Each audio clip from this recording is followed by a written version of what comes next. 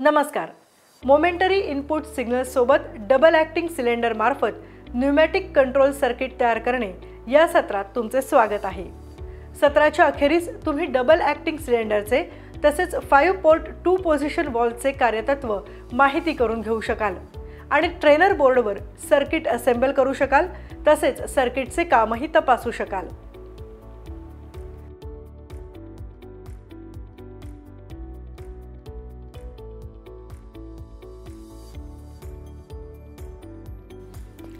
Double acting cylinder हा एक असा ॲक्ट्युएटर आहे जो कंप्रेस केलेल्या हवेचा वापर करून भाराला ढकलू शकतो आणि ओढू शकतो. चला तर मग आता आपण डबल ॲक्टिंग सिलेंडरचे मुख्य भाग पाहूयात. डबल ॲक्टिंग सिलेंडरला हवेच्या पुरवठ्यासाठी 2 पोर्ट्स असतात. इनपुट पोर्ट्स हवेचा पुरवठा करतात. पिस्टन सिलेंडरमध्ये पुढे आणि मागे हालचाल करते. सिलेंडर पिस्टनच्या हालचालीसाठी हवेला बंदिस्त करतो. पिस्टन रॉड पिस्टन आणि भाराला जोडतो. पिस्टन सील पिस्टनमध्ये गळती होण्याचे टाळते. रॉडचे सील सिलेंडरमधून वातावरणात हवेची होणारी गळती टाळते. पिस्टनचे टोक हा सिलेंडरचा एक भाग आहे ज्यामध्ये एअर पॅसेज असतो आणि तो पिस्टनच्या बाजूला जोडलेला असतो. रॉडचे टोक हा सिलेंडरचा असा भाग आहे ज्यामध्ये एअर पॅसेजचा समावेश असून तो पिस्टन रॉडच्या बाजूला जोडलेला असतो. तुम्हाला आता डबल ॲक्टिंग सिलेंडरचे मुख्य भाग माहिती झाले आहेत. जेव्हा ए पोर्टमधून हवेचा पुरवठा होतो तेव्हा पिस्टनवर फोर्स लावला जातो ज्यामुळे ती पुढच्या दिशेला जाते. या हालचालीला फॉरवर्ड स्ट्रोक म्हणतात. फॉरवर्ड स्ट्रोकमध्ये रॉडच्या बाजूला आधीच असलेली हवा पोर्ट बी मधून बाहेर पडते. हवा बाहेर पडली नाही तर पिस्टनची हालचाल थांबते. जेव्हा बी पोर्ट मार्फत हवेचा पुरवठा केला जातो तेव्हा आधीच असलेली हवा पोर्ट ए मधून बाहेर पडते आणि पिस्टन रिट्रॅक्ट होते. स्क्रीनवर डबल ॲक्टिंग सिलेंडरचे चिन्ह दाखवले गेले आहे.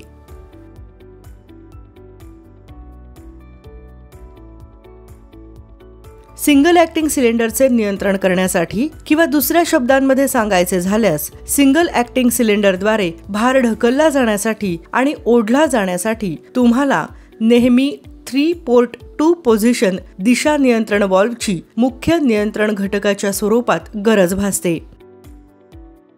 डबल ॲक्टिंग सिलेंडर वापरण्यासाठी पोर्ट ए आणि बी मधल्या हवेची दिशा बदलणे आवश्यक आहे. म्हणून 2 आउटपुट पोर्ट्स असलेल्या वॉल्वची आवश्यकता भासते. 5 पोर्ट्स 2 पोझिशन वॉल्वमध्ये 2 आउटपुट पोर्ट्स असतात आणि त्याची रचना इथे दाखवली आहे.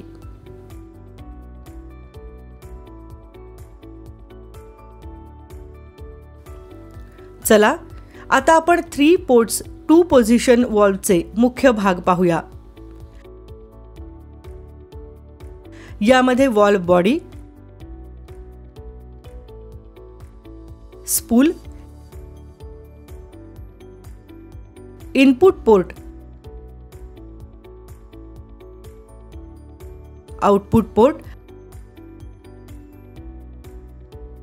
आणि एक्झॉस्ट पोर्टचा समावेश असतो. स्पूल आणि पोर्ट्स हलण्यासाठी वॉल्व बॉडी एक पोकळी उपलब्ध करून देते. स्पूल म्हणजे असा घटक आहे जो हलल्यावर हवेच्या प्रवाहाचा मार्ग बदलतो.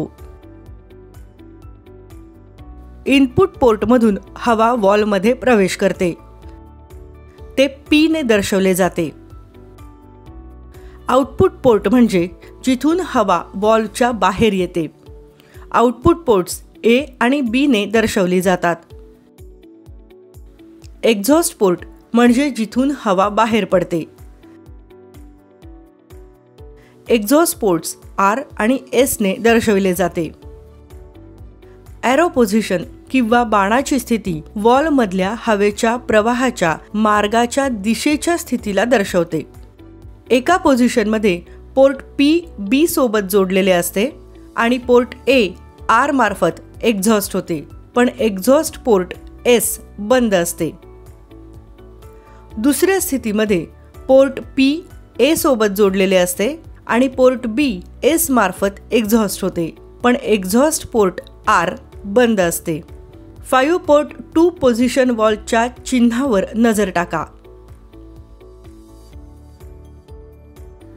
तुम्हाला आता 5 पोर्ट 2 पोझिशन वॉल्वचे मुख्य भाग माहिती झाले आहेत. चला आता आपण तो कसे काम करतो ते पाहूया. डबल ॲक्टिंग सिलेंडर वापरण्यासाठी इथे एक सर्किट आहे. सुरुवातीला सर्किट सर्वसामान्य स्थितीत असते, म्हणजे स्प्रिंग ऑपरेटेड स्थितीत असते. पुरवठ्याची दिशा P पासून B पर्यंत आणि A पासून R पर्यंत असते, त्यामुळे पिस्टन ॲक्ट्युएट नसेपर्यंत नेहमी रिट्रॅक्टेड स्थितीत असते. जेव्हा पुश बटन वापरले जाते तेव्हा वॉल्वच्या आतला हवेच्या प्रवाहाचा मार्ग बदलतो, त्यामुळे पुरवठ्याची दिशा P पासून A आणि B पासून S पर्यंत असते, त्यामुळे पिस्टन पुढच्या बाजूला हालचाल करू शकते. जेव्हा बटन दाबले जाते आणि डिॲक्टिवेटेड होते तेव्हा पिस्टन रिट्रॅक्ट होते. चला आता आपण 5 पोर्ट 2 पोझिशन वॉल्वचा वापर करून डबल ॲक्टिंग सिलेंडर वापरण्यासाठी लागणारी साधने आणि साहित्य पाहूया. यामध्ये ट्रेनर बोर्ड, न्यूमॅटिक स्रोत म्हणजे compressor, PU tube, FRL unit, 5 port 2 वे वॉल्व तसेच सिंगल ॲक्टिंग सिलेंडर यांचा समावेश होतो. 5 पोर्ट 2 पोझिशन वॉल्वचा वापर करून डबल ॲक्टिंग सिलेंडर वापरण्यासाठी तुम्हाला सर्वप्रथम ट्रेनर बोर्डवर काही घटक लावावे लागतील. उदाहरणार्थ न्यूमॅटिक स्रोत, 5 पोर्ट 2 पोझिशन वॉल्व आणि FRL लावा. इथे दाखवलेल्या घटकांसाठी ISO 1219 चिन्हावर नजर टाका.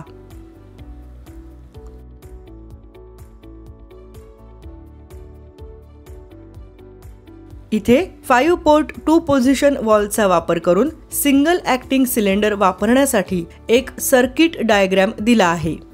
सुरुवातीला सर्किट सर्वसामान्य स्थितीत असते, म्हणजे स्प्रिंग ऑपरेटेड स्थितीत असते.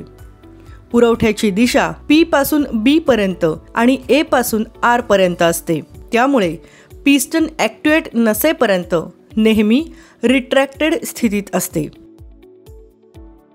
जेव्हा पुश बटन वापरले जाते तेव्हा वॉल्वच्या आतला हवेच्या प्रवाहाचा मार्ग बदलतो आणि त्यामुळे पुरवठ्याची दिशा P पासून A आणि B पासून S पर्यंत असते, त्यामुळे पिस्टन पुढच्या बाजूला हालचाल करू शकते.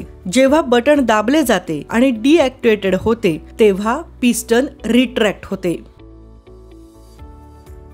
आता सर्किट डायग्रॅम मध्ये दाखवल्याप्रमाणे घटकांची रचना कशी करायची ते पाहूया. सर्वप्रथम ट्रेनर बोर्डवर घटकांची रचना करून घ्या. नंतर स्रोत FRL ला आणि FRL 5 पोर्ट 2 पोझिशन वॉल्वच्या इनपुट पोर्ट 1 सोबत जोडा. पुढे 5 पोर्ट 2 पोझिशन वॉल्वचे आउटपुट पोर्ट 2 आणि 4 डबल ॲक्टिंग सिलेंडरच्या इनपुट पोर्ट A आणि B सोबत जोडा. या सर्व जोडण्या नीट असल्याची खात्री करा आणि हवेचा पुरवठा करा. या जोडण्यांच्या सांध्यांमध्ये हवेची गळती होत नाही ना याची पूर्ण खात्री करा. आता सर्किटचे काम तपासण्यासाठी सर्वप्रथम तुम्हाला पुश बटन दाबावे लागेल. जेव्हा तुम्ही पुश बटन दाबता तेव्हा पिस्टन पुढच्या दिशेने हलली पाहिजे.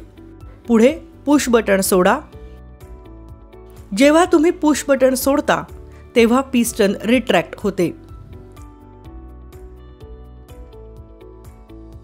पुश बटणे दाबून आणि सोडून तुम्ही पिस्टनची हालचाल तपासू शकता आणि त्यामार्फत असा निष्कर्ष काढू शकता की डबल ॲक्टिंग सिलेंडरची हालचाल 5 पोर्ट 2 पोझिशन वॉल्वद्वारे नियंत्रित करता येऊ शकते.